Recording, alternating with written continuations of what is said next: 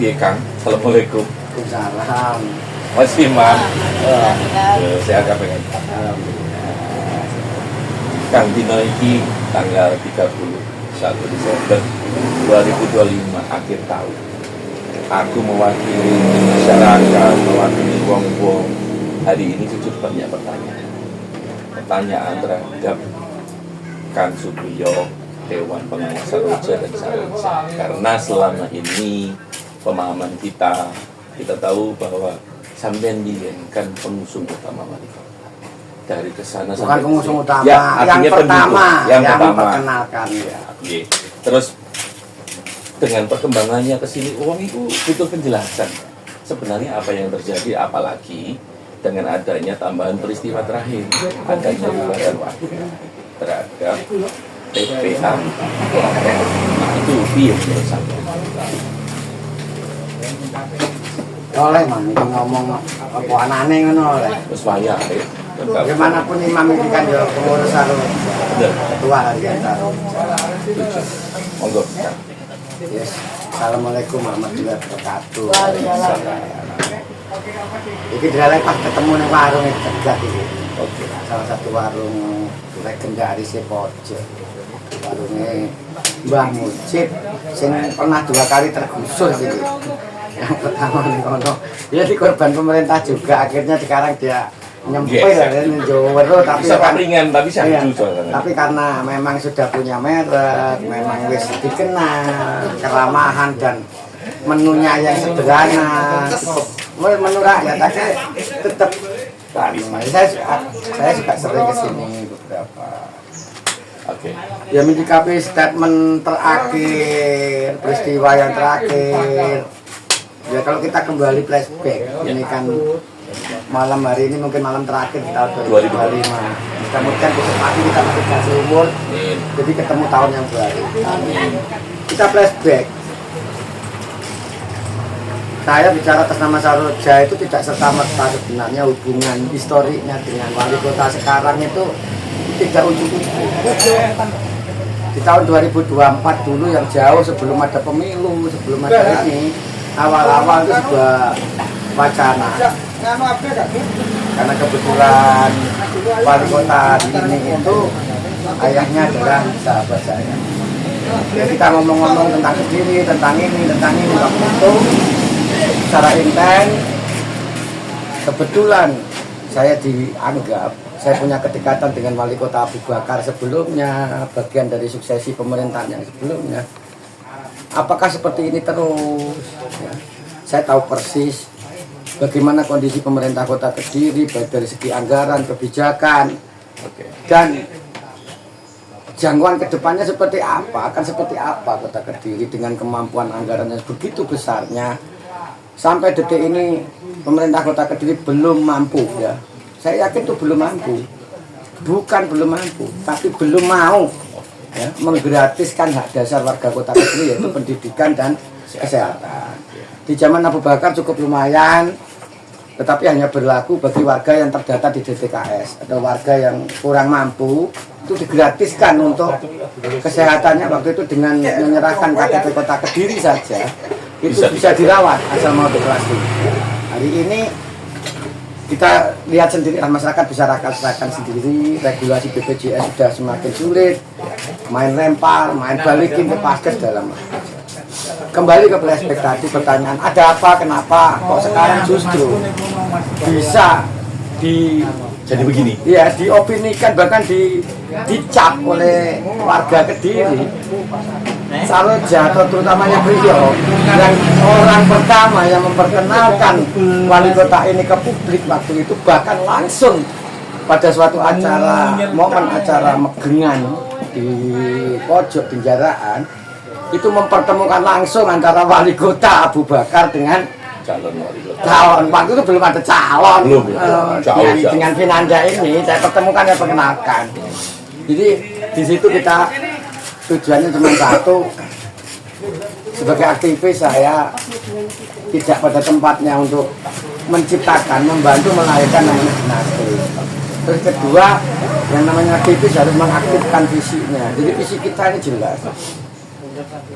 kita waktu itu harapkan dengan kehadiran Vinanda ini mudah-mudahan ada perubahan yang sangat signifikan, terutama dalam berbagai hal ya, di Kota Kediri menggratiskan pendidikan, menggratiskan kesehatan bagi siapapun.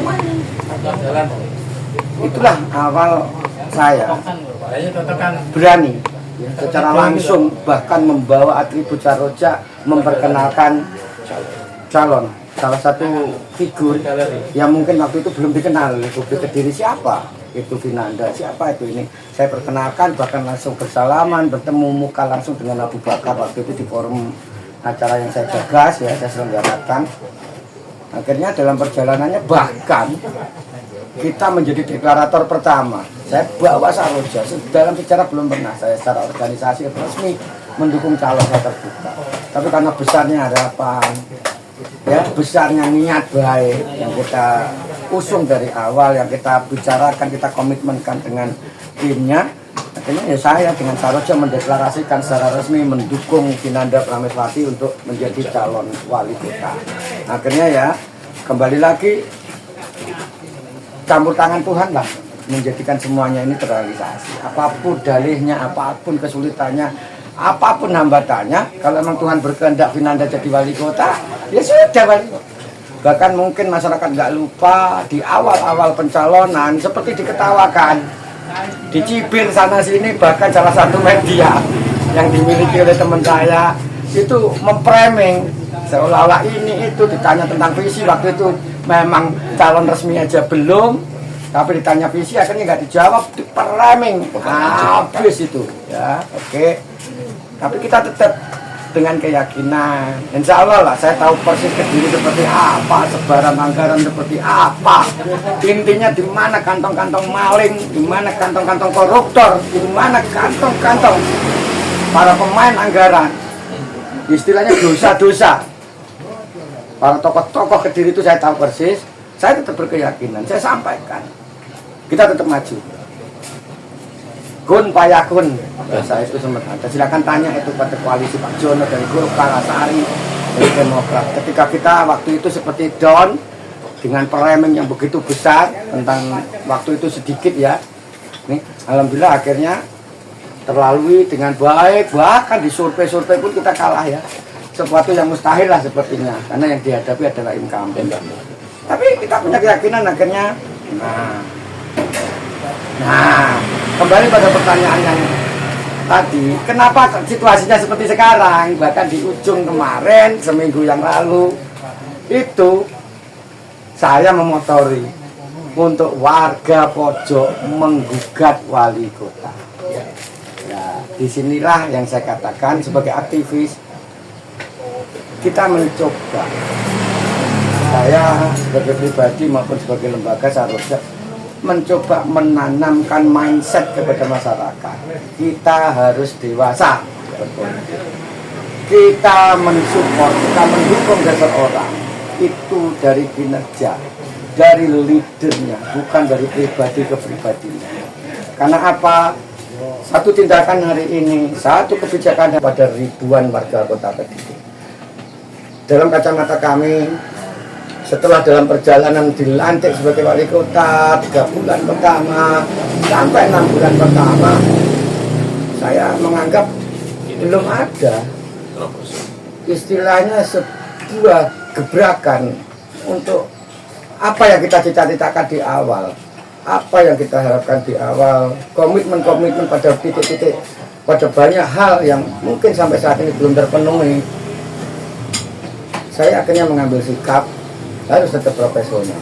Sebagai aktivis saya harus tetap bersama masyarakat. Ini saya buktikan sebagai bagian rasa sayang saya kepada wali kota. Ibaratnya sebagai orang tua, sebagai bapak.